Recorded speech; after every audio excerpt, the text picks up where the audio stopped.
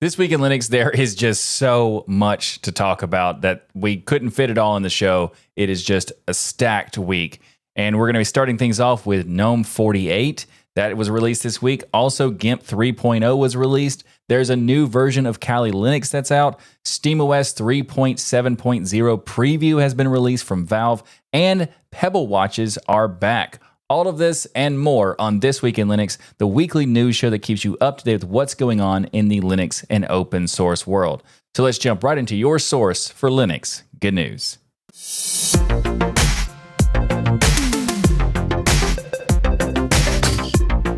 This episode of Twill is sponsored by Sandfly Security. More on them later. GNOME 48 is here, and this is not just another update. GNOME has faster animations, smarter notifications, built-in tracking for screen time, battery saving functions, and more. And oh yeah, system-wide HDR support. First up, notifications.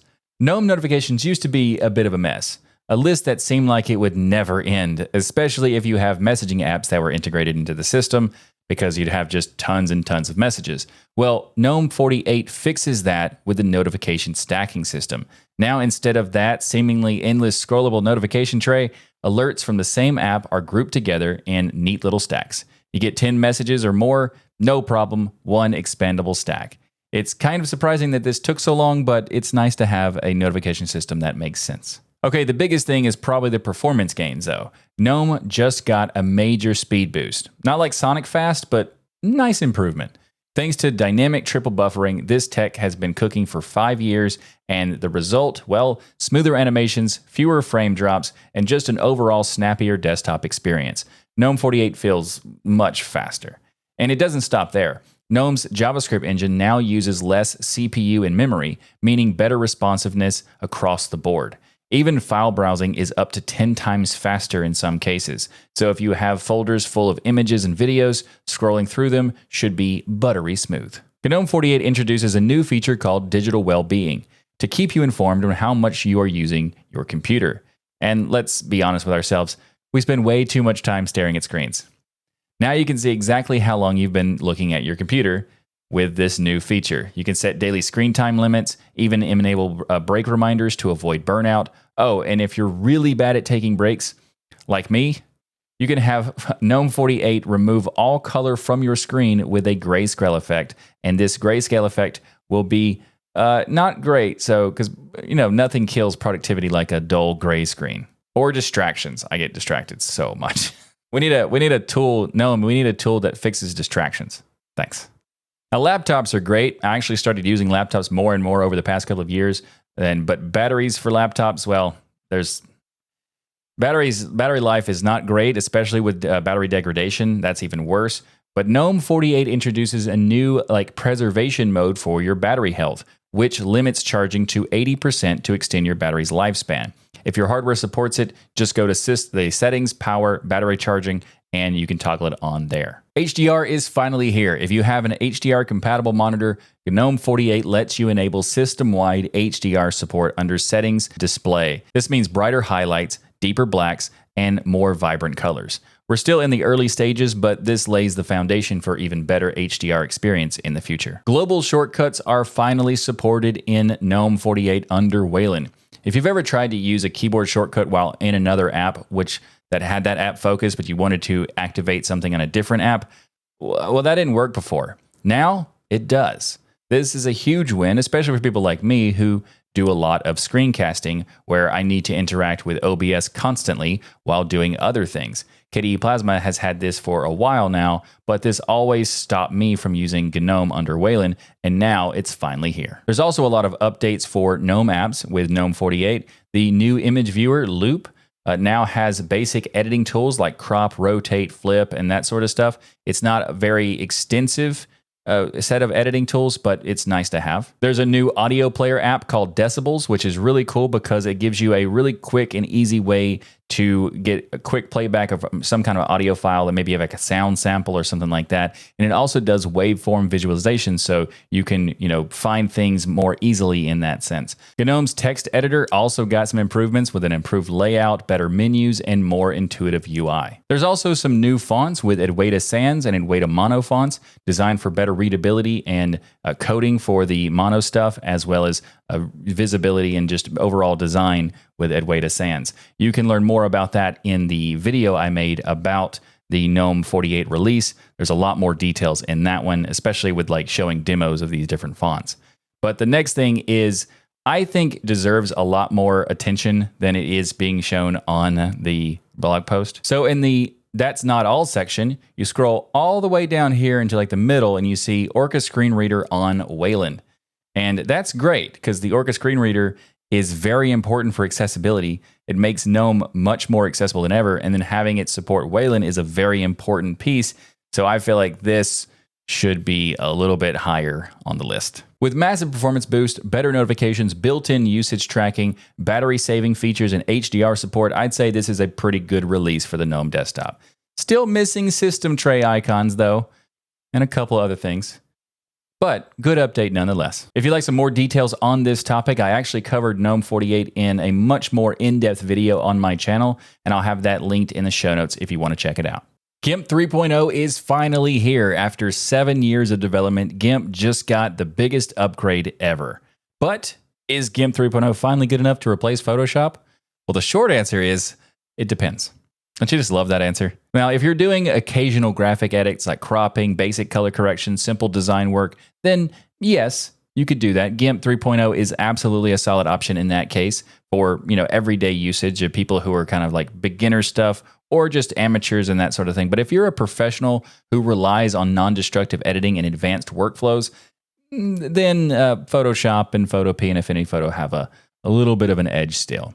That said, though, GIMP 3.0 is making serious progress, so let's take a look at what's new. One of the biggest updates is the transition to GTK3, a complete overhaul of GIMP's user interface, in fact. This change was so massive, it's one of the reasons why GIMP 3.0 took so long to release.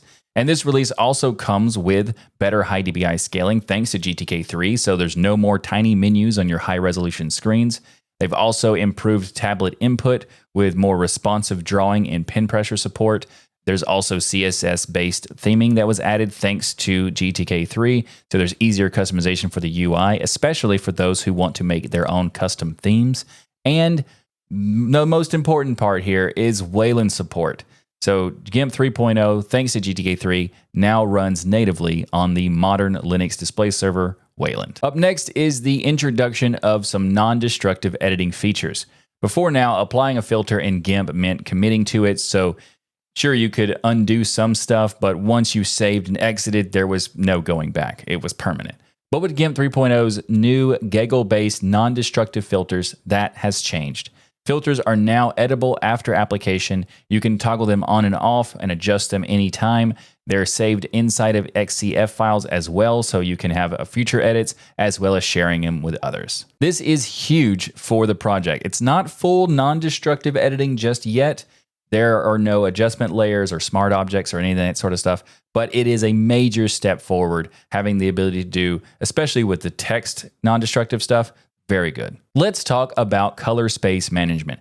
GIMP now retains Adobe RGB and other color profiles throughout editing, which is critical for professional work. It's also laying the foundation for other modes such as Lab and CMYK in the future updates. And if you care about color accuracy, this is a big deal, and professionals do care about color accuracy. For some usability improvements, GIMP 3.0 feels smoother and more intuitive than it ever has, thanks to many different things. They have customizable shortcuts so you can remap buttons or adjust tablet input.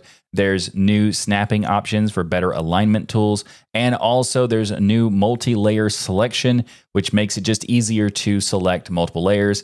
It's kind of complicated how it works in terms of what it used to be versus now, and why it's so much better, check out the video I made that is on this channel about this release, where I go in much more detail and I kind of give you like a walkthrough demonstration of what it is. And also, if you're not familiar with what non-destructive editing is, then check out that video too, because I give a demo for that as well. GIMP's text engine also got a major upgrade. Fonts are now correctly categorized, so you can more easily see different typefaces in the same font family. And of course, non-destructive text outlines, which is a very long requested feature for professional design work. And it's also an example of explaining why GIMP couldn't do certain things for certain people in the professional world, because it was a kind of a pain to do it. Now it's super simple and actually barely an inconvenience. There's also some better file format support, so they've improved the importing and exporting of PSD files or Photoshop documents, and it keeps layers, clipping paths, and CMYK profiles. Also, new formats have been added, so macOS ICNS or icons, Windows CUR or ANI files, which is for cursor files, and also JPEG XL and more have been added to this release. They've also expanded the palette support, so it works with Adobe Color Book or Adobe Swatch Exchange now as well. GIMP 3.0 also saw some performance improvements. They've switched to the Meson build system, which means faster updates and faster development. And also they have improved multi-threading, so there's faster painting and faster XCF file saving. And there's now a brand new version of the GIMP's mascot with the updated Wilbur logo, and it's a flat style versus the 3D effect that it used to have. So I think this is a good one, in fact. So good job. So is GIMP 3.0 finally ready to replace Photoshop? For some people, sure. It's more powerful than ever, and for casual users, it's absolutely viable. But for professionals, not quite yet. But it's finally making steps towards that, and as a professional graphics designer, I am very, very happy about that.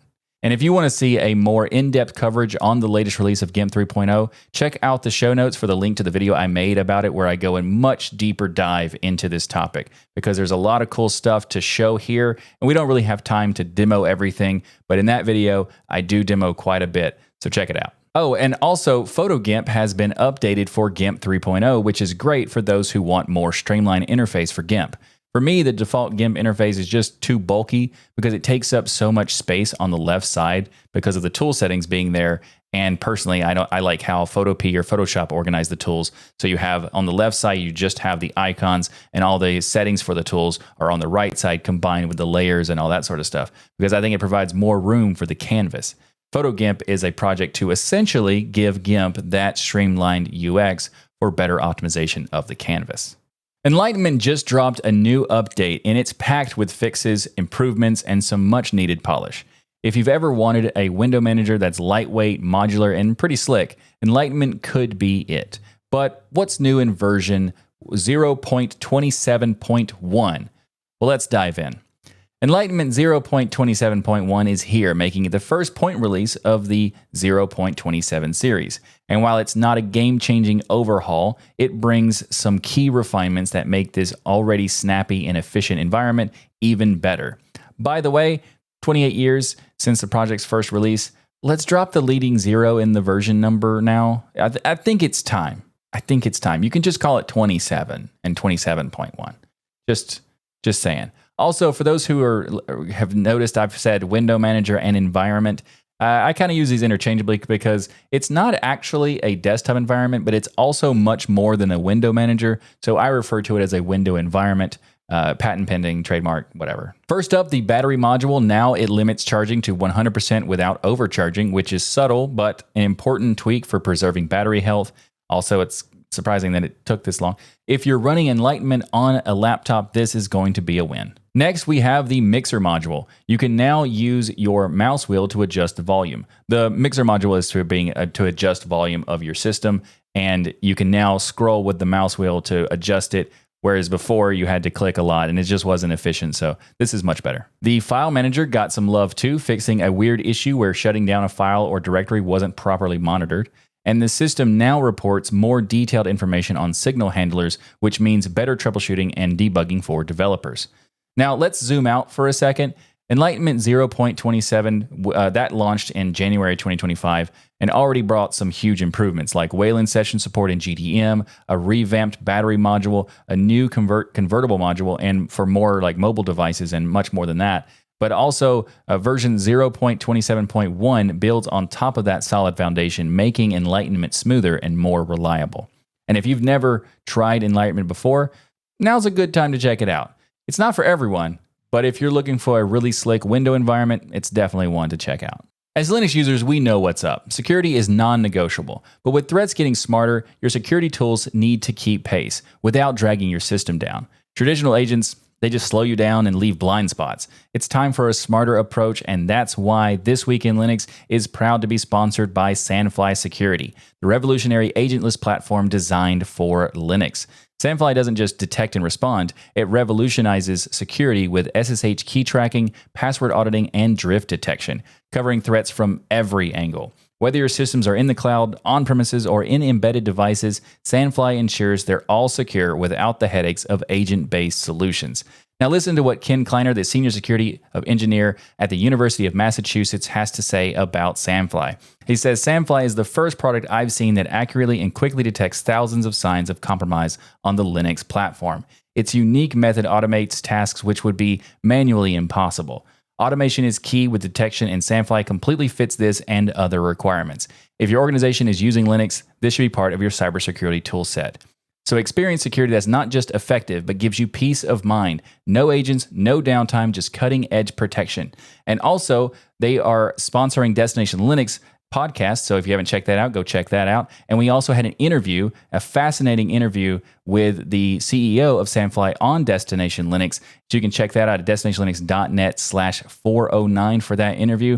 And they also gave a discount for the home edition of Sandfly for everyone who is watching the Tux Digital Network. So you can use Destination 50 and get 50% off the home edition. So dive into the future of Linux security at thisweekinlinux.com/Sandfly. That's thisweekinlinux.com/SANDFLY and see how Sandfly can transform your security strategy. That's thisweekinlinux.com/Sandfly. Elementary OS just dropped version 8.0.1, and it's here to fix a ton of little pain points as well as bring some new goodies.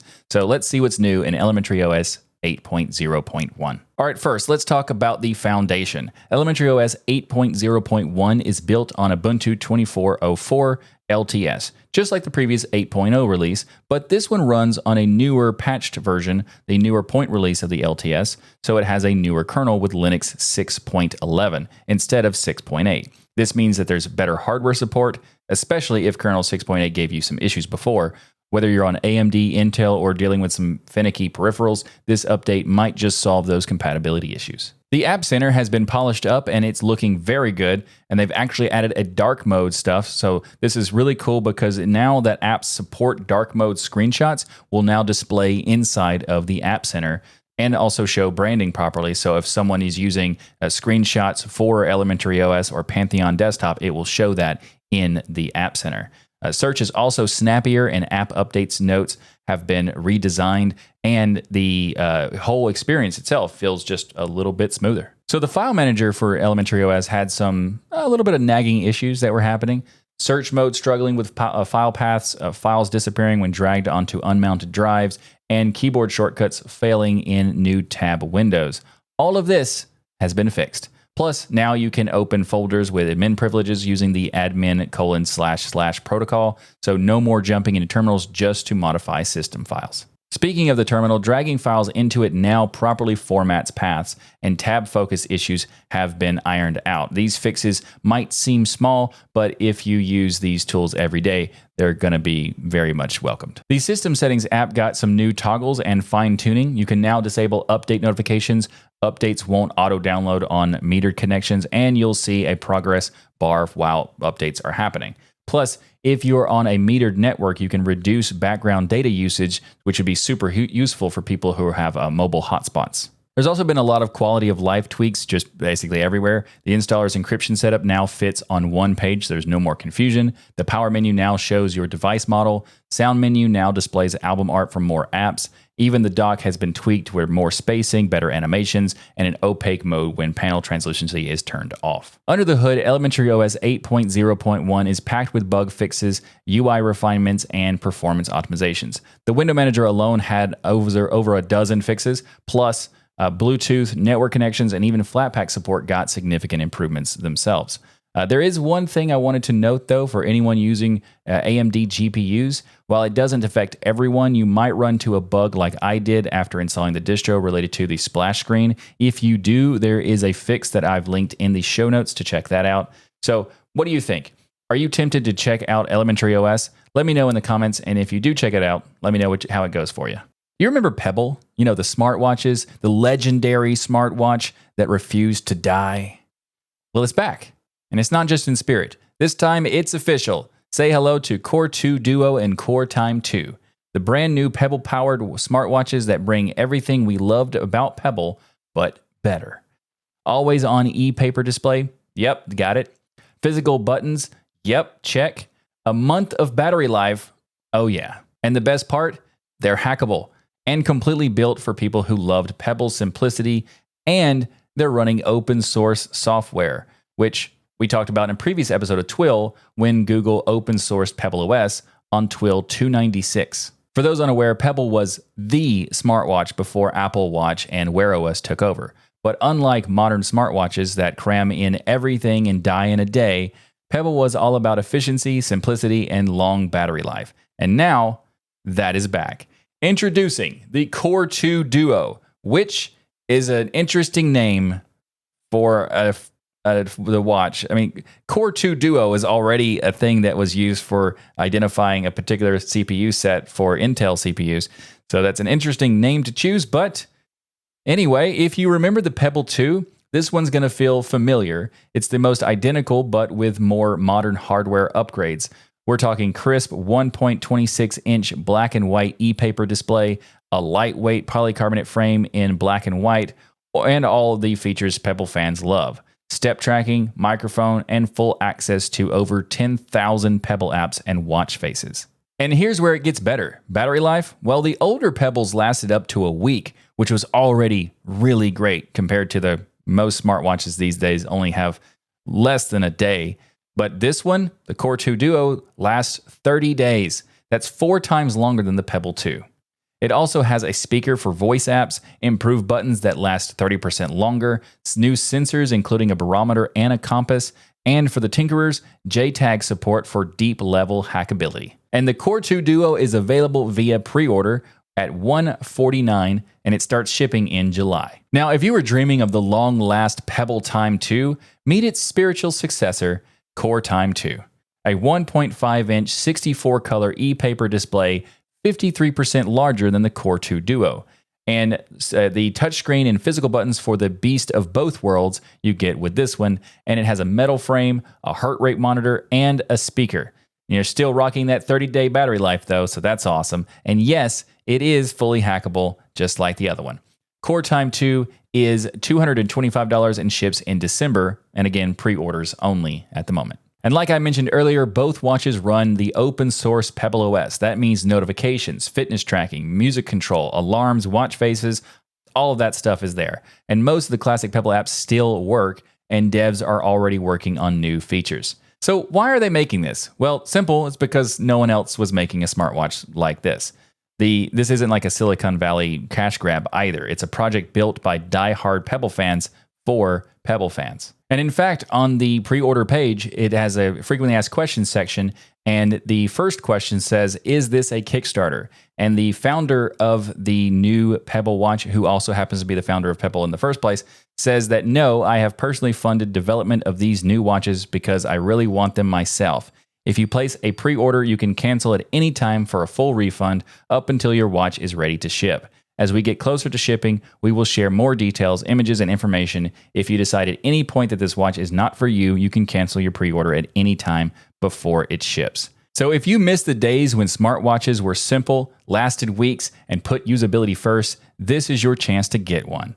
Pre-orders are open now at store.repebble.com. And actually, I never had a chance to own a Pebble myself, but the first time. But my mom did, and she loved it. So I think I need to become as techie as my mom and get a Pebble this time. Yeah, it should be Core 2 Duo and Core 2 Quad. Why not? Exactly. If you're going to do it that way, you might as well go all out. Kali Linux team have announced the release of a brand new version of Kali Linux with 2025.1a. Why is it 2025.1a rather than just 2025.1? Well, it turns out there was a last-minute bug that was forcing the team to re-roll the release. They did catch it in time, which is good, so you're going to get the fixed, polished version that's ready to go. But what's new? Why should you care about this release? Well, I mean, other than the complete theme refresh, KDE Plasma 6.2 has been added, XFCE was upgraded to 4.20, there's a brand new car hacking toolkit, and also a series upgrade for the Raspberry Pi. Kali Linux is flexing hard in this release. Every year, Kali Linux gets a facelift, and 2025.1a brings a refreshed boot menu, login screen, and a set of stunning new wallpapers. I really like the new wallpapers. Seriously, Kali Linux isn't just powerful, it's stylish. Whether you're rocking standard Kali or the Kali Purple, your pen testing machine is going to look nice. So here is the regular Kali, and this is the Kali Purple desktop, and I think these wallpapers are quite good. This version isn't as good as I like the other one, so check out these. These are very nice.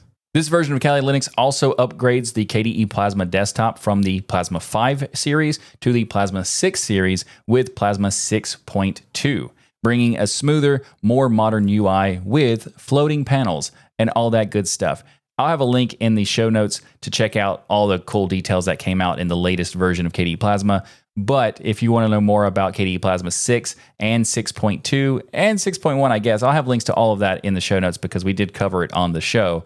Although it doesn't have the latest version of Plasma 6, it has 6.2, which is still a huge improvement to the previous version. XFCE also got an update. The default desktop environment XFCE was upgraded to a very big version bump to 4.20, which means better performance and some nice new keyboard shortcuts and much more. You can learn more about XFCE 4.20 with another episode of Twill I'll have linked in the show notes. They have also introduced a bunch of new keyboard shortcuts, and they say to enhance the experience for users transitioning from other operating systems. They have also added a few extra keyboard shortcuts to make the desktop navigation even faster. And the Raspberry Pi support gets a major boost with full optimization for the Raspberry Pi 5. Oh, and Nexmon is now DKMS enabled, so updating your kernel won't break your Wi-Fi tools. Car hacking just got pocket-sized. Say hello to Kali NetHunter Can, an insane new toolkit for hacking car networks straight from your phone,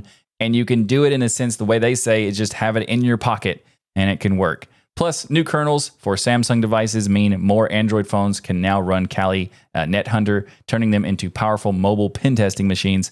So this is very cool. It's kind of scary, but very cool. And just like with every new release, there's new tools here as well with Hoax Shell. So Windows admins, you're going to have to deal with this. Hoax Shell is a brand new reverse shell payload generator that abuses HTTPS and HTTP to establish stealthy remote connections on Windows. And also Kali is expanding their mirror network, and this release introduces 11 new mirrors. So no matter where you are in the world, well, theoretically, your updates and downloads just got a speed boost. So if you're wanting to dive into the world of ethical hacking and penetration testing, then the latest Kali Linux is going to be a distro worth giving a look. And also, quick note, a warning that I have to tell everybody, if you are brand new to Linux and Kali Linux is what you're thinking about using as your day-to-day, it's not meant to be that. It's not meant to be a daily driver. You can technically do it, but you probably shouldn't. And if you're brand new, you definitely shouldn't. So if you want to use it, put it on a live USB or put it in a virtual machine or something like that to play around. Use something else as your daily driver. If you're a professional, then, do whatever you want because you're professional, whatever. Valve just announced the preview release of SteamOS 3.7.0, and it is a huge update. And with the Lenovo Legion Go S, with using SteamOS, now being on Best Buy's stores with the pre-order options, SteamOS is certainly not evaporating. See what I did there? The Steam. SteamOS 3.7.0 preview brings some big changes and improvements. New Linux kernel, updated graphics drivers, and even better performance. In fact, you could say it's a game changer. All right, first up, SteamOS is now running on a fresh Arch Linux based with a 6.11 kernel for the Linux kernel. That means better hardware compatibility, improved performance, and overall smoother operation. On top of that, Valve upgraded the Mesa graphics drivers and updated the desktop mode to KDE Plasma 6.2.5, which is a big leap forward if you're using the deck for a full-blown PC, because it was using KDE Plasma 5.27, and now it's using KDE Plasma 6 with specifically 6.2.5. This release also gets some improvements for the controllers and inputs, and for Bluetooth, they have fixed Bluetooth devices still being able to wake the Steam Deck from suspend, even when Bluetooth was disabled from the desktop mode. They also enabled HFP and HSP profiles to allow using the integrated microphone from headsets and earbuds, which is currently only available to select in the desktop mode, but might happen in the regular mode as well. And also they added battery level display for supported Bluetooth devices. Bluetooth controllers can now wake LCD units from sleep, not just the OLED models that were available. And also there is a known issue with that. So Bluetooth LE based controllers are not currently compatible with the Bluetooth wake on LCD models, but they are working on that in the future. And they have some performance improvements where they enabled AMD P-State CPU frequency control and fixed performance regression for no rest for the wicked. So let's talk about the desktop mode, where they updated Plasma to 6.2.5. And you can see all the big changes that I'll have in the show notes for the previous time I mentioned the Plasma 6 with the Kali Linux thing, but we'll have links for that so you can see what all the differences are between Plasma 5 and Plasma 6, as well as the various different versions for Plasma 6.2. Also, surround sound now works correctly. Enabling the setting is currently only available in the desktop mode, but it might happen in the future for the big picture mode. Do they call it big picture mode on SteamOS? I know it's big picture mode when you're on your desktop, but if you're doing the reverse, is it called big picture mode? I don't remember. Anyway, there's also some other improvements like KDE FileLight is now installed by default for disk usage visualization and low disk space notifications. They've also have improvements for the just speed and robustness when switching between desktop mode and game mode. Game mode, that's it. Anyway, they've also added GoCryptFS support for desktop session to enable the use of the KDE Plasma Vaults feature. Now, the big question here is, does this mean that SteamOS is ready to go on your laptop or your desktop? No, it does not mean that. In fact, I suspect it will not be happening in that sense this year.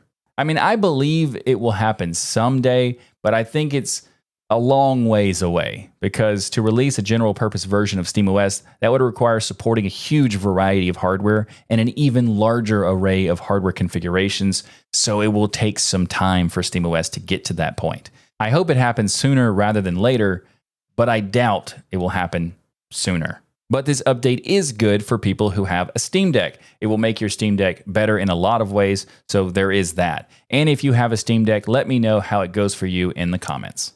Thanks for watching this episode of This Week in Linux. If you like what I do here on the show and want to be kept up to date with what's going on in the Linux and open source world, then be sure to subscribe. And of course, remember to like that smash button. If you'd like to support the show and the Tux Digital Network, you can consider becoming a patron by going to tuxdigital.com/membership, where you get a bunch of cool perks like access to the patron-only section of our Discord server, access to the patron-only post show that happens every week after the show, and so much more. You can also support the show by ordering the Linux Saver t-shirt or the This Week in Linux shirt at tuxdigital.com/store. Plus, while you're there, check out all the other cool stuff we have, like hats, mugs, hoodies, and so much more. tuxdigital.com/store. I'll see you next time for another episode of your source for Linux news. Thanks again for watching. I'm Michael Tunnell. I hope you're doing swell. Be sure to ring that notification bell. And until next time, I bid you farewell.